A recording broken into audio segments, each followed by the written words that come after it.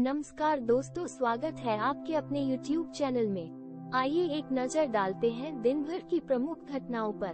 कृपया चैनल को सब्सक्राइब करें और विषयों के ट्यूटोरियल के लिए प्लेलिस्ट देखें। पंजाब सरकार मोबाइल इंटरनेट SMS सेवाओं पर रोक 21 मार्च दोपहर तक बढ़ा दी गई है। पंजाब सरकार ने मोबाइल इंटरनेट और SMS सेवाओं के निलंबन को मंगलवार दोपहर तक के लिए बढ़ा दिया, जबकि खालिस्तान समर्थक अमृतपाल सिंह की तलाश तीसरे दिन भी जारी रही।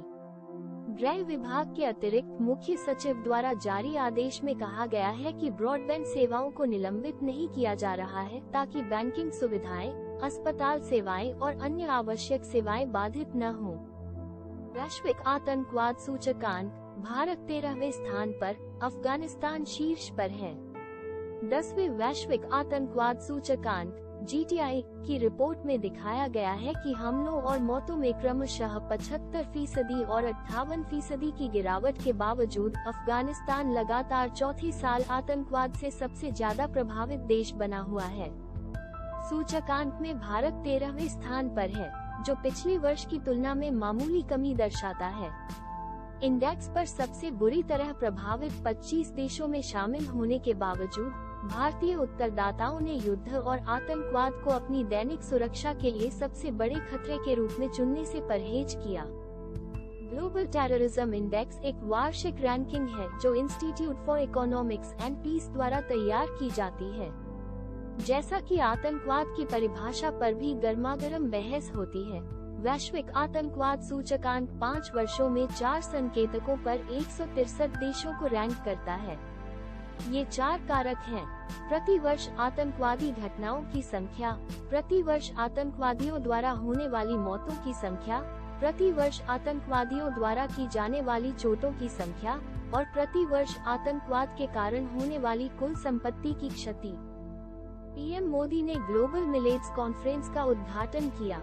प्रधानमंत्री नरेंद्र मोदी ने 18 मार्च 2023 को नई दिल्ली में ग्लोबल मिलेट्स श्री अन्ना सम्मेलन का उद्घाटन किया। वो इस अवसर पर सभा को भी संबोधित करेंगे। सम्मेलन में विभिन्न देशों के कृषि मंत्री, अंतर्राष्ट्रीय वैज्ञानिक, पोषण विशेषज्ञ, स्वास्थ्य विशेषज्ञ, स्टार्टअप नेता और अन्य हितधारक भाग लेंगे। नई राष्ट्रीय शिक्षा नीति को सभी ने स्वीकार किया। इसे लागू करने के लिए पूरा देश काम कर रहा है।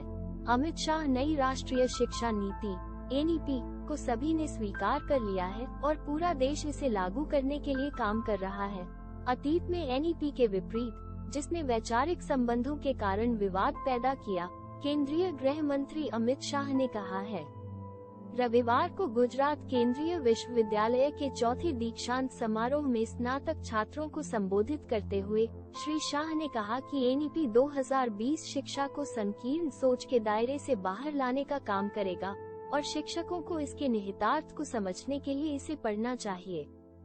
28 फरवरी 2024 तक सभी OROP बकाया चुकाएं, सुप्रीम कोर्ट ने केंद्र को निर्देश दिया। यह इंगित करते हुए कि केंद्र सरकार one rank one pension OROP योजना के संदर्भ में 2022 के फैसले का पालन करने के लिए बाध्य थी, सुप्रीम कोर्ट ने सोमवार को सरकार को 28 फरवरी तक 10-11 लाख पेंशन भोगियों का बकाया चुकाने का निर्देश दिया। 2024 3 समान किश्तों में। अंतर्राष्ट्रीय खुशी दिवस 2023 20 मार्च को मनाया जाता है। इंटरनेशनल डे ऑफ हैप्पीनेस एक वार्षिक उत्सव है जो 20 मार्च को होता है।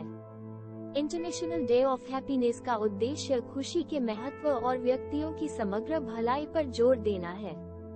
राष्ट्रीय खुशी के लिए भूटान की वकालत के बाद संयुक्त राष्ट्र ने 2013 में इस कार्यक्रम की शुरुआत की।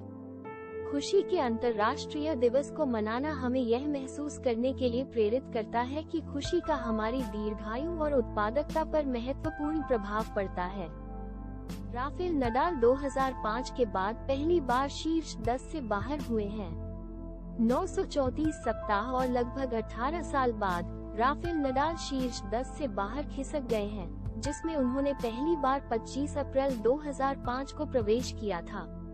वर्तमान ATP रैंकिंग के अनुसार नडाल 13वीं रैंक है।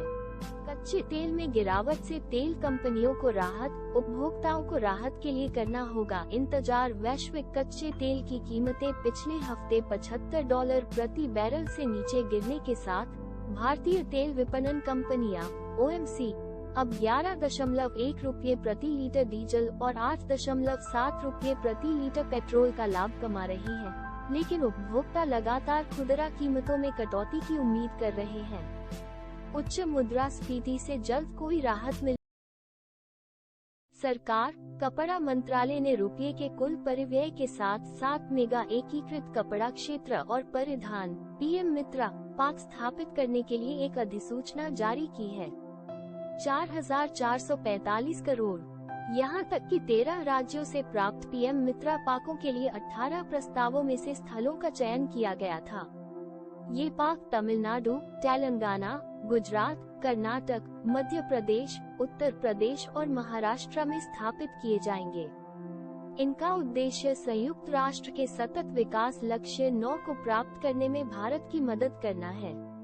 राजस्थान के मुख्यमंत्री अशोक गहलोत ने विधानसभा में वित्त और विनियोग विधेयक पर चर्चा के दौरान राज्य में 19 नए जिलों और 3 नए मंडलों के निर्माण की घोषणा की। राजस्थान में अब 19 नए जिले और 3 नए मंडल होंगे, जिससे जिलों की संख्या 50 और संभागों की संख्या 10